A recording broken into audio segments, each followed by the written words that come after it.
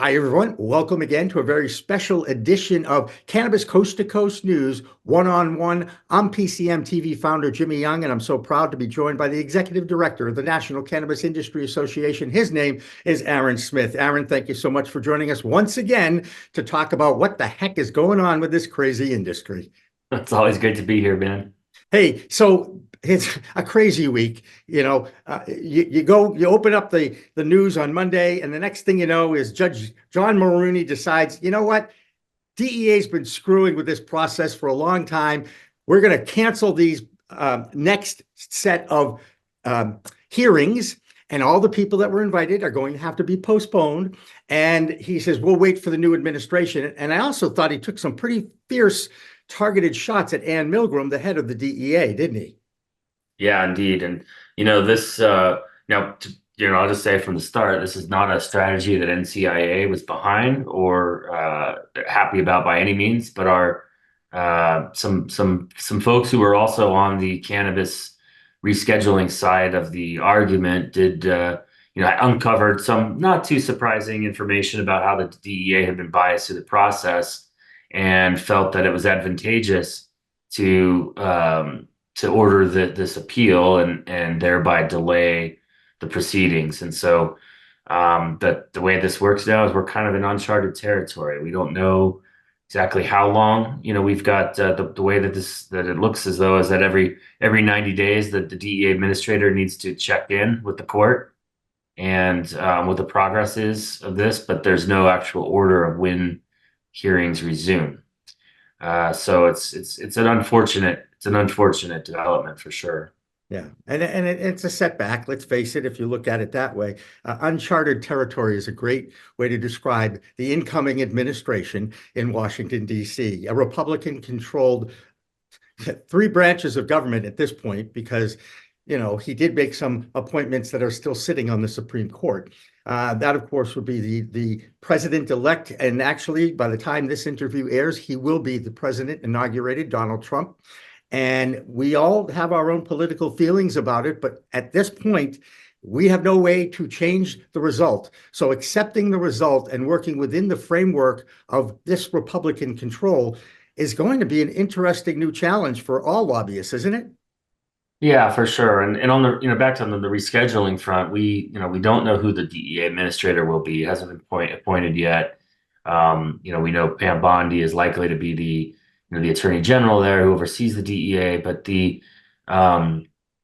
concern that we have is that the way that this process works is that yes, DEA had been biased, but this is the DEA's administrative court. This isn't like an independent court like a district court or the appellate court. So the judge is in no way able to remove the DEA from the proceedings because the DEA they're in the driver's seat. So what they've done is they've said, well, let's appeal the ruling that the DEA can't be removed, but they're appealing it to the DEA. So now and the judge has decided, well, let's wait until the next DEA administrator is here. I think that probably the people, and also Village Farms and Hemp for Victory, which is backed by pretty much, a lot of the common names that you hear out there, the bigger MSOs, these people sometimes they tend to think that the smartest people in the room when it comes to public advocacy and policy, just because they're good at business or, because they're lucky at business, however you want to look at it.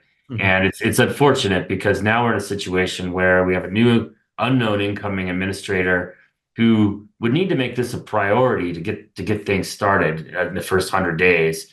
As in the past, before this ruling, the new administrator would have to have made it a priority to roll things back. So now doing nothing on their part will stifle progress. As in the past, they would have had to really take an action because we would have already had a head start with the hearing. The first couple of hearings would have happened already before they came in. So we're looking at every potential way to try to get things back on track, but it's going to be a tough road. Oh man, absolutely. I was a sportscaster for 30 years, And I'm learning so much more about the government over the past 6 years. And I now know why nothing ever gets done in Washington, D.C., because of all these layers that you have to go through just to get anything to move to the floor of the Congress. And that's when the real bargaining begins with the back and forth and the talking and the deals that are made. Let's get back You're to right. you mentioned the MSOs. That's your world, right? You like that world when it gets to the floor of of Congress at this point, right? It's very quite rare for any issue, much less the cannabis. I mean, they name a post office here or there, but trying to get anything substantive through is by design quite difficult and these days near impossible. Right. That's why I coined that phrase, cannabis standard time, one step forward, two steps back, but at least there's some movement going. Interesting. I'm glad you're laughing at that. It's gallows humor. Interesting development in the world of lobbying this week when the two of the other lobbyists in the Washington, D.C. area, the U.S. Cannabis Council and the National Cannabis Roundtable, have now combined forces to become the U.S. Cannabis Roundtable.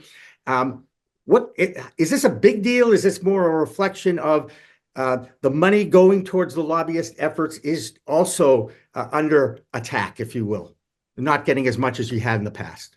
Well, I mean, I think these organizations, we wish them well, and I think it probably made a lot of sense for them to merge. I've obviously, NCIA is an independent or group, not part of either of them, and um, but they shared almost all of the same members as far as I could tell, and these are groups that aren't, unlike ours, which is a broad-based organization that represents hundreds of businesses. Those are groups that are really representing the top, five or six companies in the industry. And so they have they had some different staff, lobbyists that were working for them, but the membership, and I believe even the board, if you looked, Cresco Labs was, on the board of both, and Curaleaf, I believe, I need to look at that, but they shared a very, very similar membership. So I think it probably only made sense. And, the in an ideal world, we would have only one voice for the industry on Capitol Hill. And, of course, I'm biased. I would think that voice should be NCIA, but having one less acronym up there because of this merge is a good thing for the industry. Now there's only a few, and so instead of four, and it's one of the things we've always heard when you go into an office on Capitol Hill. The staffers and the members of Congress certainly do not know the difference between NCIA, the Roundtable, USCC, or any other alphabet soup cannabis, organization out there for the most part. They know cannabis lobbyists. So when they see, us in there one day and another one in there another day saying something different, that becomes to be a problem, and it's confusing to them. So, this will probably mitigate some of that, and that's a good thing.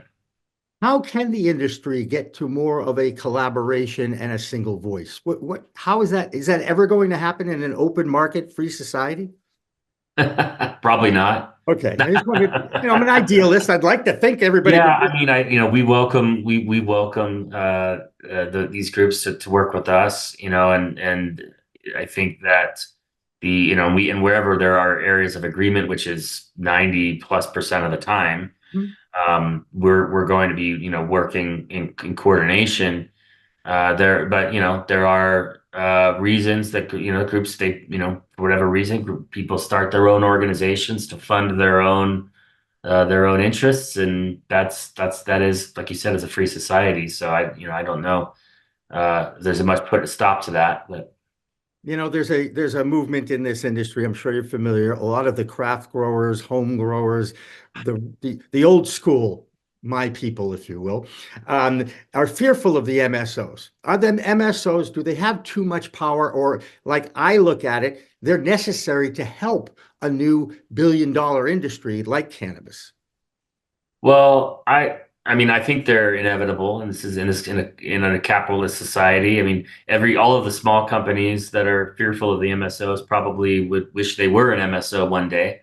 So, and those, and I say that, with I think there's nothing wrong with that, and we're a capitalist country, and this is an industry like any other in this country. NCIA represents the independent operators. The MSOs do their, they kind of do their own thing on Capitol Hill through either those groups that you just mentioned, or now that one group that you just mentioned, or by hiring their own lobbyists. And they don't always have the interests of the broader industry in mind, in my view. And I think that especially as we go further down the road and things get more complicated at the federal level, and when we're really talking about what federal regulations look like, I don't think the MSOs and the small businesses are going to be seeing eye to eye.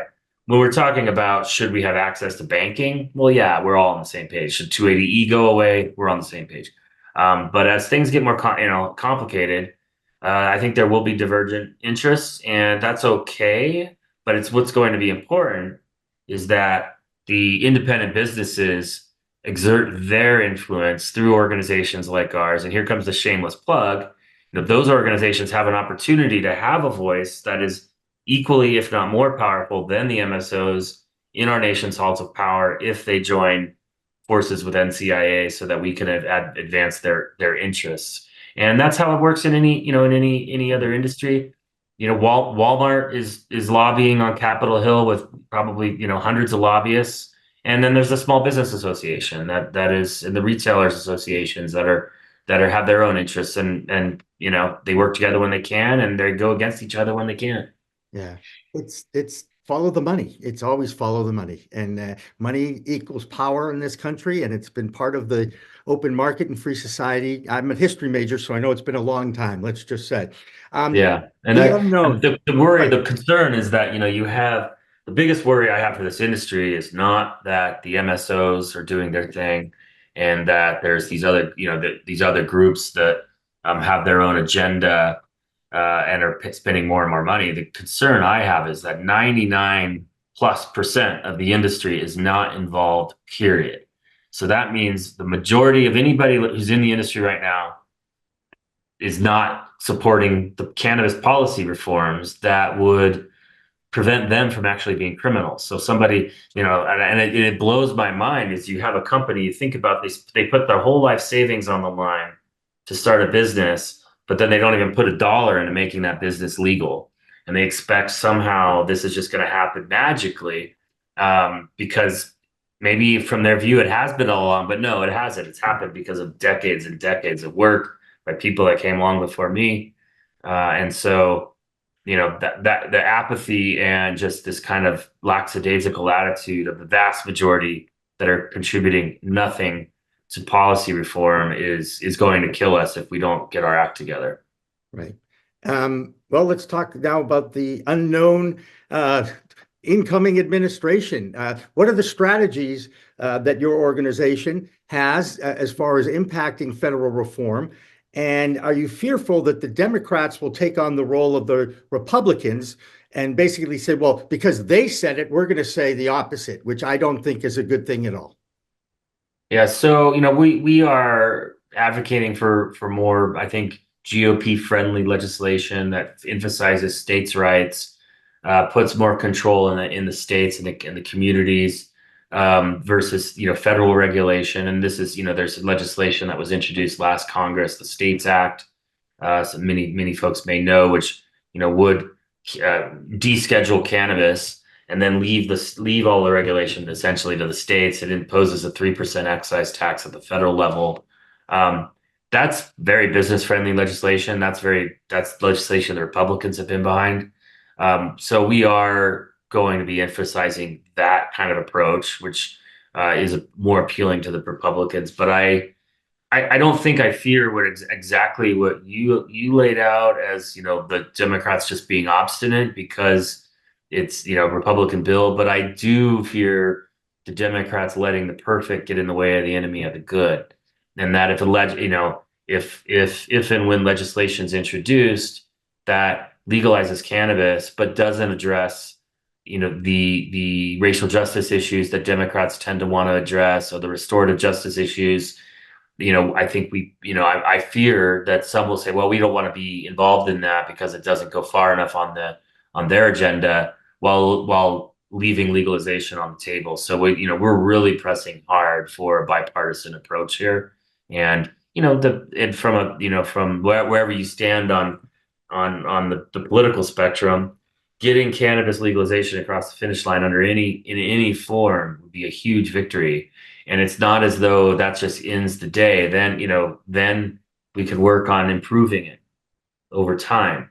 But we have seen in the past some of our friends on the left side of the aisle have stifled progress on the Safe Banking Act, for example, a couple of years back when anyone who's following cannabis policy remembers that when the Democrats had the House, the Senate, and the White House a few years ago, we thought, well, we were going to get safe banking passed. We had the votes, and it didn't pass, and it was because left wing progressives in the Senate saying, well, this doesn't have all of the social justice issues that they wanted to pile in, which then became a poison pill to the Republicans, when we could have passed a clean bill that would have provided for banking access, that would have changed the industry. We would be in a very different place right now if that didn't happen. And so we really want to make sure that doesn't happen again. And I implore any of the listeners or viewers there to call their members of Congress and make sure that they work in a bipartisan way. If your member is a Democrat, ask them to work with Republicans to get this done. Yeah, absolutely. Wow, a spirit of cooperation. What a novel approach to modern society. Anyway, Aaron, there's going to be a strategy of all people in Washington. I think there's 11 new members in the House or something, and the Senate has a couple too. Do you guys target the newcomers to try and impact the way they feel right out of the gate? Is that kind of like the what I would call the warm market for you? Yeah, absolutely. We have there's not as many this year as in previous years, but we are always first doing our research to see who these guys are and where if they've taken a stance on cannabis. In some cases, maybe they were in a state legislature and they voted on it when they were there, or they said something in the media. In other cases, there's no, maybe they've never really had to address the issue. So it's a whole new issue for them, which kind of, can be an opportunity for us so they haven't pigeonholed themselves.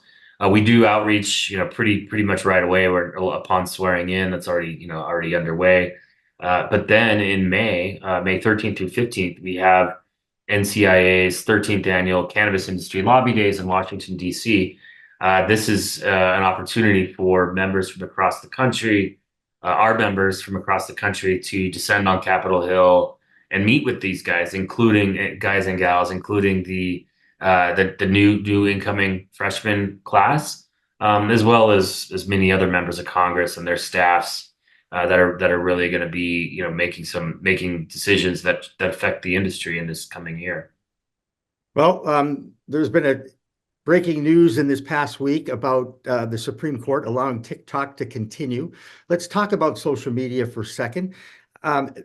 I'm on record of saying this many times, being an old school member of commercial media. I grew up cutting film. Okay, that's how old I am. And now the Congress has allowed social media companies over the last decades, since they started, to police themselves, censor themselves, put community guidelines in place. And the cannabis industry has been victimized by this left and right, shadow banning. I tried to put up something the other day and they said, sorry, you can't do that. I'm not, and I don't want to name the site because they're all pretty much, they're all like that. That's why I like the fact that YouTube and LinkedIn are very positive. Twitch is also allowing no problem with cannabis content as well. But I want to ask you, how in the world the voice of the cannabis community again is silenced because it's still up to those individual private publicly companies like Facebook and Instagram and Google, and they control an awful lot of where the information goes and flows. And I hate the word trending. That's all I can say. Yeah, it's pretty ridiculous, and I think whatever the TikTok, Facebook, Twitter, all of them have been not great with cannabis. Although Twitter, I think, has eased up since Musk took it over. And it's unfortunate because if you think about the best way to actually control who sees advertising it's a lot easier to do that than if, online, where you actually know the age. Theoretically, you know the age of the viewer because they have to put that in when they register, and you know their interests, as opposed to, having a sign, a billboard that everybody that drives by sees it, right? Right. And then so it's on both. So in terms of it being more targeted, which is good for, the company, because then they're only targeting their actual potential customers, and good for public health, and that, you don't have to worry about kids seeing the advertising at least as much. You would think that social media would be the ideal place for cannabis ads, but and this continues to be a problem, and I think it'll continue to slowly ease. It has slow, in the few years back, NCIA would have problems with our events. We wouldn't be able to run ads for our events, for example, and even though we don't touch the plant and we're a completely legal nonprofit organization. So, that they have eased up on that. That hasn't been a problem for us. And other ancillary businesses, I don't believe, have the same problems. So I think it'll ease over time as there's more general acceptance, and as the industry gets bigger. Now, if the ad dollars were, if the potential were higher, then those companies would decide to take that risk. It's a risk reward, that ratio. So, and then certainly once it's, legal federally, then I don't think it'll be a problem. And even if it gets rescheduled, if that ever comes back again, you're starting almost all over again. But if that happens, maybe that'll soften it up a little bit, because any positive news, any medical breakthroughs, anything is not being shared with the public. And it's not, well, we know it's not fair. We know it's not just. However, it's the way things are now, with that still inconsistent federal law, state law. Some states, I think we're up to 40. I think the numbers are 40 and 24 now. 40 decriminalized, 24 adult use legal, Aaron. And, that race for the 25th state has been just stopped dead in its tracks because of a lot of reasons. And I do want to wrap this up, because we've hit our limit here. But I want to thank you once again for making yourself available to talk openly about what's going on. And I best of luck in the future, because I got to tell you, you and the rest of the lobbyists in DC have a lot of work to do. And I wish you the best of luck with that, because I do think that there are a lot of people out there still rooting for you and want to see some change at the federal level as soon as possible. Well, thank you so much. All right, that's Aaron Smith, the Executive Director of the National Cannabis Industry Association. I'm Jimmy Young, the founder of PCM TV and the executive producer of Cannabis Coast to Coast News, which continues after this. I think I messed up. Did you know there's a place that covers all the cannabis news you need? Welcome to Pro Cannabis Media, your go-to for all things cannabis. PCM is the CNBC of weed, bringing you the latest news and talk shows with a twist.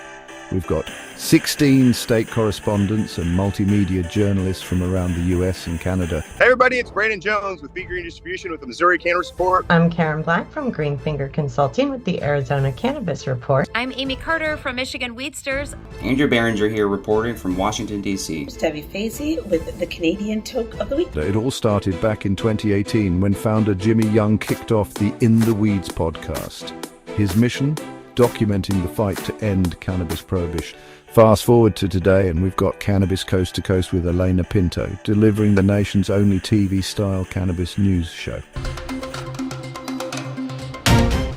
Hi, everyone. Welcome to another edition of Cannabis Coast to Coast, PCM TV's weekly roundup of industry news from California to New York. I'm Elena Pinto. As of August 2024, PCM has racked up over 1.2 million views and 14.5 million impressions on our YouTube channel. With 15,000 subscribers and growing, our reach is spreading like wildfire.